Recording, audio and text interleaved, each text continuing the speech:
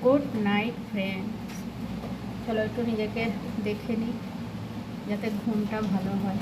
কাল যেমন উঠে গেছিলাম রাত 2টোর সময়, উঠে গেছি, ভাবতে পারো। রাত 2টো থেকে জেগেছিলাম, দিয়ে বিকেলে তখন এত ঘুম আসছে, সন্ধ্যার সময় ঘুমিয়ে গেলাম। 8টার সময় উঠলাম, 8টার সময় উঠে গিয়ে তারপর ডিনার বানালাম। যাই হোক, হেসে হেসে কথা বলছি ঠিকই, কিন্তু আমার ভেতরে কোনো কিছু নাই যে আমার হাসি আসবে, হ্যাঁ, মানে মন থেকে, কিন্তু মুখে হাসিটা আমি ধরে রেখেছি যাতে কষ্টটা আমার ফিল না হয়, হ্যাঁ, তাই জন্য আমি হাসিটা ধরে রেখেছি। প্রচণ্ড কষ্ট, আর কষ্ট পেতে পেতে অভ্যাস হয়ে গেছে এখন হাসাটা।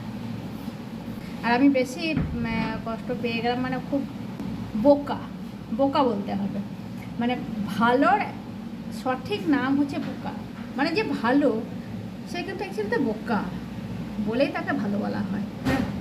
আর তাকে সবাই ঠগায়, সবাই, বাইরের লোকও ঠগায়, ঘরের লোকও ঠগায়, সবাই ঠগায়। নিজের হাজব্যান্ডও সব ঠগায়, মানে বড় ঠগায়, সব ঠগিয়ে চলে যায়। ঠগাক, যাক। আর বুদ্ধি আর হবেও না, এই নয় যে মানে বুদ্ধি হয়ে যাবে ঠকে গেলাম বলে, অন্যজনের কাছে অন্য রকমভাবে ঠকে যাব হয়তো।